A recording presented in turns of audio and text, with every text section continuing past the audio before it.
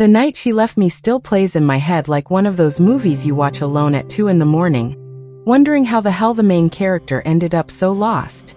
I remember sitting in our tiny apartment just outside Denver, a couple of cheap Walmart bags on the table, containing nothing but ramen, a bottle of off-brand soda, and a $3 air freshener because the place smelled like defeat. Rain hammered the windows like it was trying to warn me. And right in the middle of that storm, Emma looked me dead in the eyes and said, "I can't do this anymore, Mason." Man, I swear it felt like the floor cracked open under me. I thought she was joking, like, "You gotta be kidding me." But she wasn't. She grabbed her suitcase, slammed the door, and vanished out of nowhere, leaving me in a silence so heavy it felt like it had a heartbeat. I remember walking back and forth in that apartment for hours, replaying her words, every argument, every moment she seemed distracted or distant. She used to laugh at my early startup ideas, saying things like, "You dream too big," or "Maybe one day, babe, but not today." And every time she said that, I felt the spark inside me dim just a little. But that night, when she walked out, the spark didn't dim. It exploded. Not because I wanted revenge or anything like that, but because losing her felt like I'd hit rock bottom. And when you hit the bottom, man, you only got one direction left to go. I didn't know it then, but this heartbreak was about to ignite the biggest transformation of my life. And the craziest part? She didn't even break up with tears or hesitation.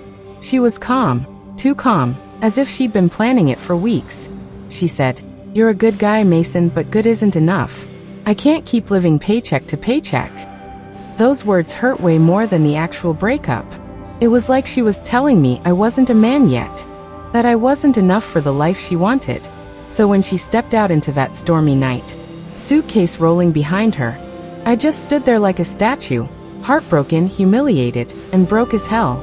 But something inside me whispered, "Just wait, this isn't the end." The next morning, I woke up on the couch with a stiff neck, half a blanket, and a cold cup of coffee that tasted like disappointment. I dragged myself to the local diner, this little spot off the highway where truckers stop before heading across state lines. The waitress, Patty, saw my face and said, "Honey, you look like life ran over you twice." And man, she wasn't wrong. I told her Emma left, and she just shook her head like she'd seen that movie 100 times. "People don't leave because you're broke," she said, handing me extra napkins like they could wipe away heartbreak. "They leave because they don't believe you'll ever be anything else." And that hit me like a damn freight train. Because maybe she was right. Maybe the problem wasn't just the money, it was the belief. Or the lack of it. I went home, opened my dusty laptop, and stared at the half-built prototype I'd abandoned months earlier. It was supposed to be a simple AI budgeting app for young adults. Nothing revolutionary. Nothing flashy. But I believed in it once. And now it was the only thing I had left besides a broken heart and a half-empty fridge. So I made a decision right there. No more whining, no more sulking. I was gonna grind. I was gonna build this thing even if I had to sell my plasma every weekend to keep the electricity on. And that's exactly what I did. I woke up every day before sunrise, hit the diner for cheap coffee, coded for hours, watched YouTube tutorials like my life depended on them, and applied to every local pitch competition in Colorado. Even the small ones held in libraries and high school gyms. I was a man possessed. And it felt good for the first time in months. Because pain? Pain can either destroy you or rebuild you. And I wasn't about to let Emma be the final chapter of my story. 6 months later, I stood outside a glass office building in downtown Denver with my prototype loaded onto a beat-up laptop that overheated if I opened more than 2 tabs. I'd somehow made it to the final round of a local tech incubator competition. Winning meant funding, mentorship, and a chance to actually build something real. Losing meant going back to my apartment with my tail between my legs. My hands were shaking like crazy. Sweat kept building under my collar, even though it was freezing outside. But I walked in anyway because I had nothing left to lose. When I started pitching, I stumbled. A few judges exchanged looks like, "No way this guy makes it." But then I showed the demo, how the app could predict spending habits, set micro-savings goals, and give real-time feedback with the kind of voice young people actually understood. One judge leaned forward. Another raised her eyebrows like she'd just discovered treasure. By the time I finished, the whole room was quiet. Not bored quiet, but that suspenseful quiet when people are thinking hard. And then, out of nowhere, the lead judge smiled and said, "Mason, I think you've got something special here." Man, that moment felt like fireworks exploding in my chest. I won second place. Not first, but that didn't even matter. Second place came with a $25,000 seed grant and 3 months of office space in a co-working building full of startup folks who lived on energy drinks and dreams. I was finally in the arena, finally building something that mattered. And for the first time since Emma left, I felt enough. Not just enough for someone else, but enough for myself. And that was the real win. Tourists taking pictures every 5 steps. And somewhere between a coffee shop and a boutique selling $300 hoodies, I realized something. I wasn't the same Mason she left. I wasn't the broke kid with dreams too big for his wallet. I was a man who climbed out of the pit alone. So I replied, "Sure. Tomorrow, 6 p.m., Pier 39. The next evening, I walked into the restaurant at Pier 39, breathing in that mix of salty ocean air and warm garlic bread that somehow makes you feel like you're in a movie.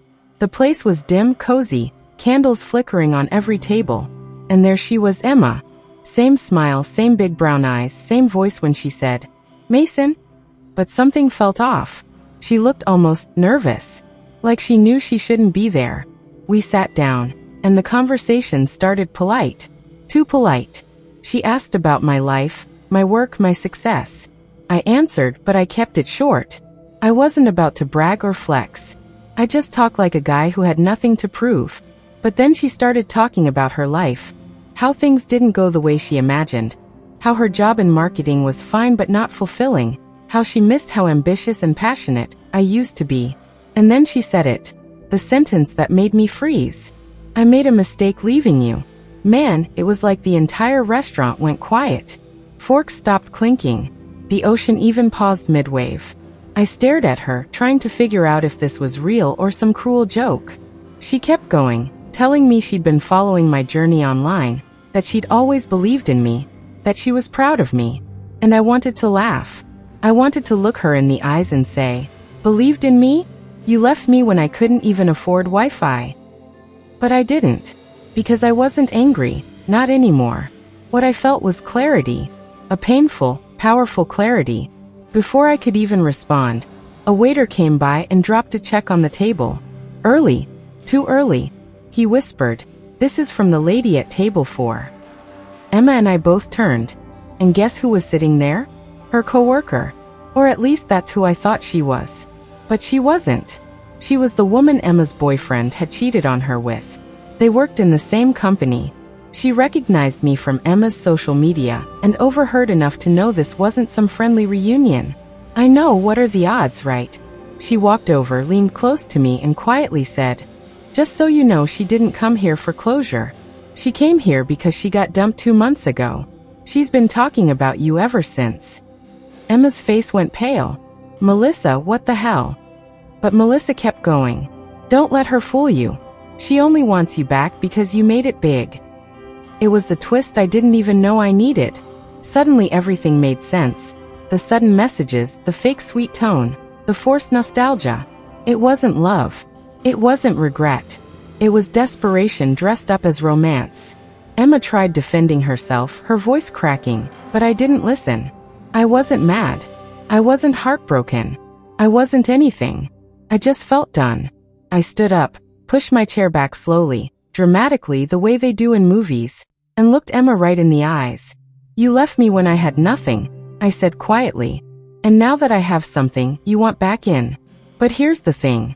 I didn't build this life to impress you. I built it to rebuild myself." She started crying. Real tears this time. But it was too late. I laid a $100 bill on the table, not to show off, but because I wanted to walk away clean. "Take care, Emma. Really." And then I nodded to Melissa, who gave me the smallest, most supportive smile, like she knew I'd just freed myself from a ghost. I walked out into the cold night air of San Francisco feeling 10 pounds lighter. Revenge didn't come from hurting her. Revenge came from healing myself.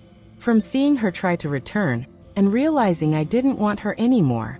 My success wasn't built to prove her wrong. But man, it sure was poetic when it did. Life has a funny way of circling back.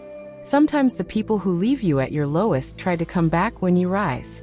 But the truth? The past doesn't deserve front row seats in your future. Emma taught me a painful lesson. Not everyone who starts with you is meant to finish with you. And sometimes the person you're chasing isn't your soulmate. They're your wake-up call. I didn't become a millionaire because I wanted revenge. I became one because pain forced me to grow, hunger pushed me forward, and resilience taught me how to stand alone. Heartbreak didn't break me, it built me. And if you're watching this right now wondering whether you'll ever make it, trust me, you will. Just don't expect the people who doubted you to clap when you do. Hey everyone, this is Mystery and Revenge, and I hope this story hit you in the heart the way it hit me living through it. If you've ever been left behind, underestimated, or told you'd never be anything, man, let this be your sign. Keep going. Your comeback is already in motion, even if you can't see it yet. If this story moved you, smash that like button, drop a comment sharing what part hit hardest, and subscribe for more real, emotional, revenge-filled stories that'll keep you hooked every week. This is Mystery and Revenge.